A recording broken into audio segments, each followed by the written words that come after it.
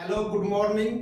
आज के इस वीडियो के माध्यम से आपका भाई चंदन कुमार इस वीडियो में फिर से प्रेजेंट हो चुका है। मेरे प्यारे ब्रदर एंड सिस्टर एंड मेरे प्यारे दोस्तों, आप लोग बहुत दिनों से इंतजार कर रहे थे मुझे देखने के लिए, मेरे न्यू वीडियो देखने के लिए। चलिए, मुझे आपके कमेंट देख करके हमें भी नहीं रहा गया और आज कितना अच्छा दिन है कि आज छुट्टी का दिन था, तो हमने सोचे कंप्लीट एक कैलकुलेशन करके आपके लिए नया वीडियो कटअप वाला बना दूंगा। मेरे प्यारे सिस्टर, आप एएनएम की अब काउंसलिंग कराने वाले हैं। जैसे कि जानकारी आ रही है, एएनएम की काउंसलिंग होने की संभावना बहुत ही ज्यादा बढ़ गई है। अब ये संभावना कब क्लियर होगा, ये तो आपको बिहार तकनीकी सेवा आयोग के माध्यम से जब जानकारी आएगी तो ही पता चल पाएंगे। लेकिन उससे पहले आप लोग को एक जानना जरूरी रहता है कि आखिर कट ऑफ कितना जाएगा, एक अनुमानित कट ऑफ कितना जाएगा जिसमें कि हम लोग का रिजल्ट हो जाएगा। सब कुछ बात करेंगे इस वीडियो के माध्यम से पूरे डिटेल्स जानकारी के साथ। इसलिए मेरे प्यारे सिस्टर और जो भी इस वीडियो को मेरे प्यारे भाई या दोस्त देख पा रहे हैं, बिल्कुल स्किप नहीं करिएगा। हो सकता है कि आपके जो टाइम है उसका मैं 10 से 15 मिनट ले लूं, लेकिन आप जो जानकारी प्राप्त करना चाहते हैं बिल्कुल रूप से फैक्ट यहाँ पर जानकारी आपको हम पूरा कंप्लीट देंगे। तो चलिए वीडियो को स्टार्ट करते हैं। हम एक एक पॉइंट को यहाँ पर क्लियर करेंगे। दोस्तों, इस जो जानकारी है, इस बार जो वैकेंसी क्लियर हो रही है उसमें आपको दो तरह के स्टूडेंट देखने को मिलेगा, जैसे कि आपको पहले से जानकारी भी है। पहला नंबर कैंडिडेट संविदा कर्मी, कॉन्ट्रेक्चुअल जॉब करने वाली सिस्टर जो पहले से जॉब करते आ रही है, उनको परमानेंट होना बहुत ही ज्यादा जरूरी है, क्योंकि वो लोग इतना कम सैलरी में पहले से सेवा देकर आ रही है बिहार स्वास्थ्य विभाग को। उसके बाद जो नया यहाँ पर कर्मी ज्वाइन करेंगे या फिर कर रहे हैं, उसके जो जूनियर, उन लोगों के लिए भी जरूरी है। तो ये जो वैकेंसी का मेन पर्पस है बिहार सरकार की, कि सबसे पहले संविदा कर्मी जो इतने दिनों से अपना नियमित नियुक्ति के लिए इंतजार कर रहे हैं, उनको नियमित किया जाए, तो उन्हीं के पर्पस से लाया गया है। लेकिन जब नियुक्ति प्रक्रिया चल रही है तो जो भी वैकेंट सीट है, जो भी खाली सीटें हैं, उस सीट को भर दिया जाएगा तो बेहतरीन होगा। इसी सोच करके ये सारी वैकेंसी को एक साथ 10,709 सीट के लिए आपकी वैकेंसी जारी किया गया है। अब यहाँ पर दो तरह के स्टूडेंट देख लिए, एक एक्सपीरियंस वाले संविदा कर्मी वाले मेरे सिस्टर, और दूसरी वैसे सिस्टर जो जिनके पास एक्सपीरियंस नहीं है। तो दोनों के लिए यहाँ पर संशय का विषय बना हुआ है। पहला बात करूंगा मैं कि जो संविदा पर कार्य कर रही है वैसे सिस्टर को तो कंफर्म रहिए कि लगभग सारे कैंडिडेट का यहाँ पर बिल्कुल रूप से, हमें तो 99% यहाँ पर यकीन है कि उन सारे सिस्टर को जॉब हो जाएंगे। ठीक है, वो सारे सिस्टर को जॉब हो जाएंगे जो 2 साल 3 साल संविदा पर काम कर रही है कम से कम। अब एक्सपीरियंस जिनके पास नहीं है उनकी सीटों की संख्या ज्यादा है। जो कैंडिडेट संविदा पर है उनकी संख्या, एक जो आंकड़ा पता चल रही है वो 3000 के आसपास है, इससे ज्यादा नहीं है। आंकड़ा पता चल रही है, ऐसा नहीं कि मेरे पास एक लिखित आंकड़ा है, ऐसा कोई बात नहीं है, लिखित आंकड़ा नहीं है। लेकिन जो आंकड़ा पता चल रहा है उसके अकॉर्डिंग 2200-2500 के आसपास बताए जा रहे हैं। हम आपको 3000 बताए, ये मैक्सिमम है, इससे ज्यादा नहीं है पूरे बिहार राज्य के अंतर्गत। ये 865 वाले कैंडिडेट को छोड़ करके हम बता रहे हैं। ठीक है, तो 865 4-5 महीना पहले, 1 साल पहले जो ज्वाइनिंग किया, उन कैंडिडेटों को छोड़कर बता रहे हैं। तो 1 साल पहले ज्वाइनिंग किया तो उनको ज्यादा पॉइंट यहाँ पर नहीं मिलेंगे, 5 पॉइंट मिलेंगे। किसी का 7 महीना 8 महीना हुआ होगा तो उनको माइनस करके ही चलिए, उनको फ्रेशर ही समझ के चलिए, एक्सपीरियंस नहीं है ये समझ के ही चलिए। तो उन कैंडिडेटों के लिए हो गया, तो उनको होना ही है, उनको ज्यादा परेशान नहीं होना है। उनका कैलकुलेशन हम दिखाएंगे इस वीडियो के माध्यम से, एक एक पॉइंट कैलकुलेशन करके दिखाएंगे।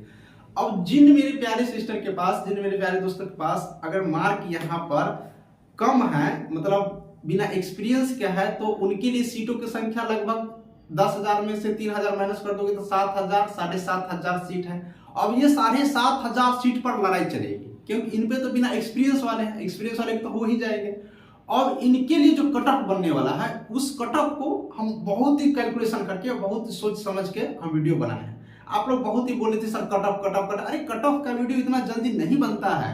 कट ऑफ के लिए सोचना पड़ता है, समझना पड़ता है, हर एक मार्क को देखना पड़ता है। 15-16 हजार मार्क हम कॉपी पे लिख कर रखे हैं, आप लोग का जो कमेंट किए हो उस कमेंट वाले मार्क को देखना पड़ता है। इसके अलावा मेरा ड्यूटी भी रहता है, तो हर चीज तुरंत संभव नहीं होता है। इसलिए मेरे प्यारे सिस्टर, आप लोग थोड़ा सा इंतजार करके चंदन भाई का थोड़ा इंतजार कर लीजिए। ऐसा नहीं है कि हड़बड़ाइए मत, हम आपके लिए ही काम कर रहे हैं। सबसे ज्यादा एएनएम का वीडियो मैं अपलोड करता हूँ, आप देख लीजिएगा मेरे दोनों चैनल पर सबसे ज्यादा एएनएम का वीडियो अपलोड होता है। बस आप लोग का प्यार भी बना है। इसलिए अब हम चलेंगे आपको कटअप की तरफ लेकर के और कंप्लीट जानकारी देंगे, एक एक पॉइंट का कटअप का जानकारी देने से पहले और एक दो पॉइंट आप लोग समझ लीजिए। अब जो काउंसलिंग होगा वो काउंसलिंग चाहे वो दिसंबर में संभावित है, दिसंबर में हो या फिर जनवरी में हो या फिर फरवरी में हो या फिर मार्च तक में हो, ये डिपार्टमेंट पे डिपेंड करता है, मेरे पे नहीं, डिपार्टमेंट न्यूज देंगे हम आपको दे देंगे, लेकिन जो जानकारी प्राप्त हो वो दिए। तो उसमें डॉक्यूमेंट से रिलेटेड जानकारी हम आपको अगेन पुनः देंगे। जिन कैंडिडेटों को कुछ गलतियां हो चुकी है वो कैंडिडेट घबराइए नहीं, जिनका गलतियां हो चुका है घबराइए नहीं, बिल्कुल नहीं घबराना है, सब कुछ का सोल्यूशन होता है। अगर आप जेन्युइन कैंडिडेट हैं, अगर आपकी ज्यादा गलती नहीं, एक गलती सिर्फ नहीं होना चाहिए, ये बड़ी गलती है।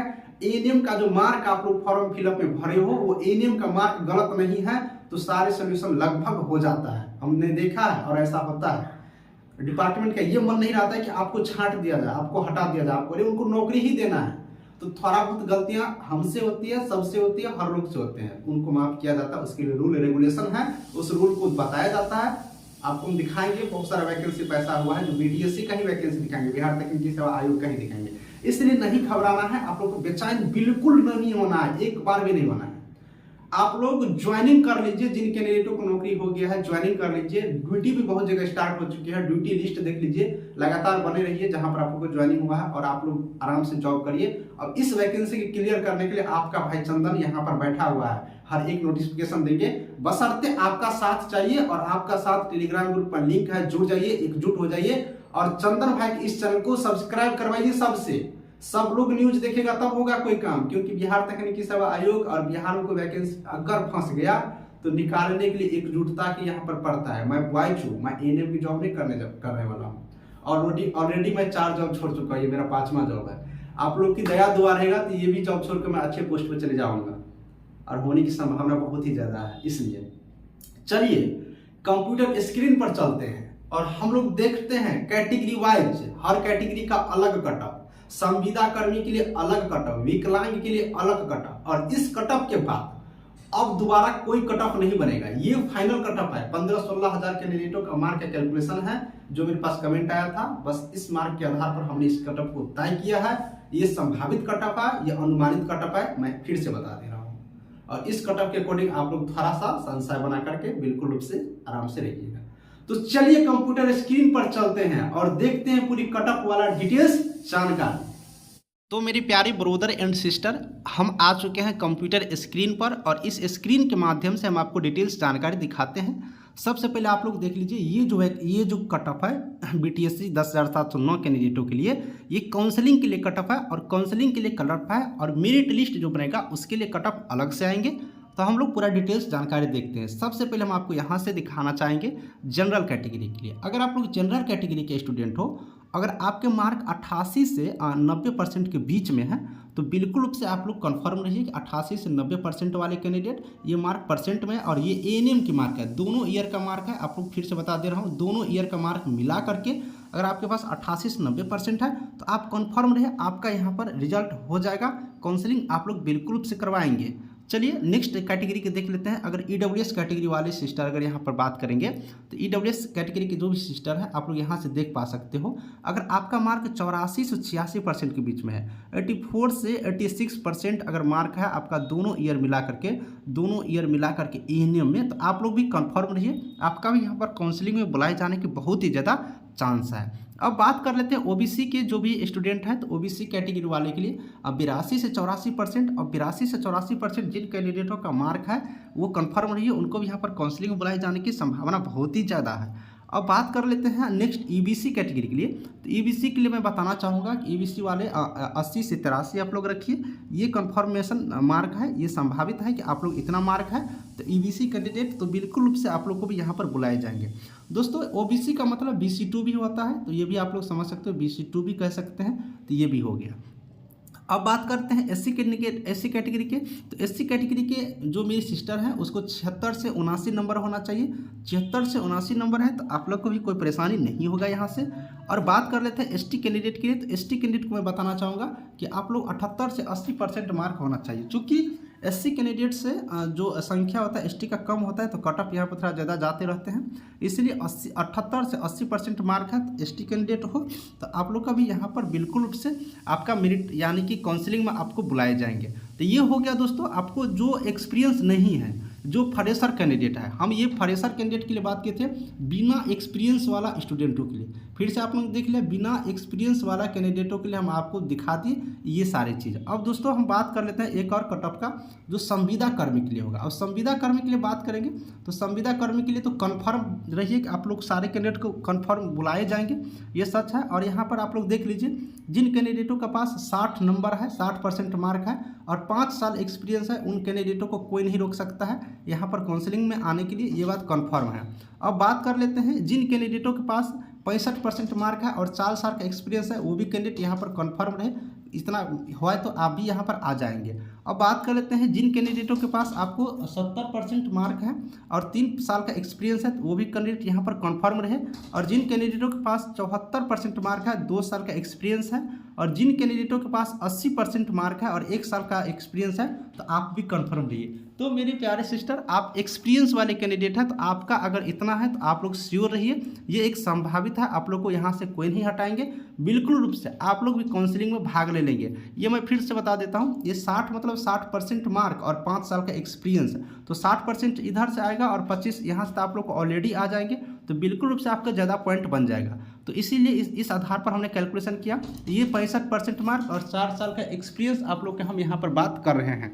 उसी तरह से 70% मार्क दोनों ईयर मिला करके और 3 साल का एक्सपीरियंस, सेम चीज़ 74% मार्क और 2 साल का एक्सपीरियंस मिला करके हैं, तो आपको यहाँ से काउंसलिंग में आने के लिए बिल्कुल रूप से कोई नहीं रोक सकता है, ये आपको बिल्कुल रूप से संभावना बन पा रही है। तो मेरे प्यारे सिस्टर, आपको ये काउंसलिंग वाला कट ऑफ देख करके आपको पूरी कंप्लीट जानकारी मिल गया होगा।